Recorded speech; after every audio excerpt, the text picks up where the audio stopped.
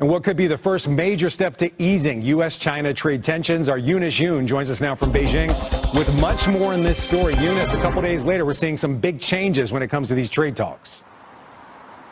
Yeah, absolutely. These will be the first official high-level discussions since President Trump announced the tariffs. So what we know so far is that the Chinese side is going to be led by the vice premier who's in charge of economic affairs. His name is He Lifeng. Also, the U.S. side is going to send Treasury Secretary Scott Bessent, as well as the USTR's Jamieson Greer. As for the timing, the exact dates are a little bit fuzzy. The U.S. says that the Treasury Secretary is going to travel on May 8th, and then the Chinese side says that the vice premier's trip is going to span between May 9th and May 12th. The emphasis in Beijing's messaging to the Chinese public has been all day that the U.S. is the one that initiated these discussions, again, as a way for the Chinese to really portray themselves as the ones with the upper hand and the U.S. as the one party that is much more desperate. That was reflected in the Commerce Ministry statement, an explanation as to how it got to yes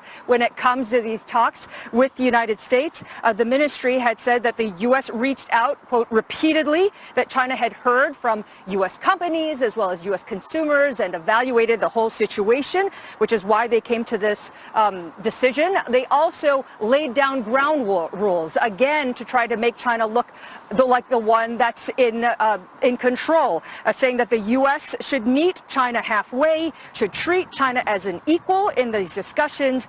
And they also said that if the U.S. uses the talks as a pretext to coercion, that China could walk, that they would refuse, they said. And then one other note, Frank, that I thought was really interesting is that they expressed that other countries were in tariff talks with the U.S. and that they were urging these countries not to, quote, appease the U.S. And I think that was a tell that actually China is concerned that the U.S. will be able to sway a lot of these other countries to the U.S. side against China when it comes to tariffs.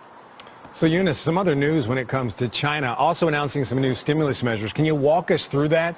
And are these stimulus measures, are they related at all to the trade war? Or was this already planned? We got to remember, for the audience at least, China set out some very ambitious growth targets for this year.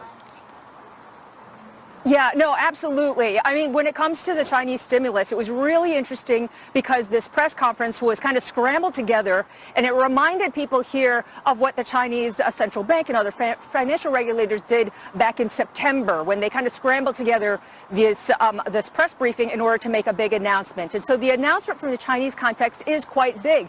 They have a lot of monetary stimulus. They said they're going to be cutting interest rates by 10 basis points on May 8th. They're going to reduce the amount that banks have to keep on hand in terms of cash in reserve. So in other words, getting a lot more liquidity into the economy. And then they're going to announce more of market stabilization measures. All of this stuff, Frank, is meant to try to prop up the economy.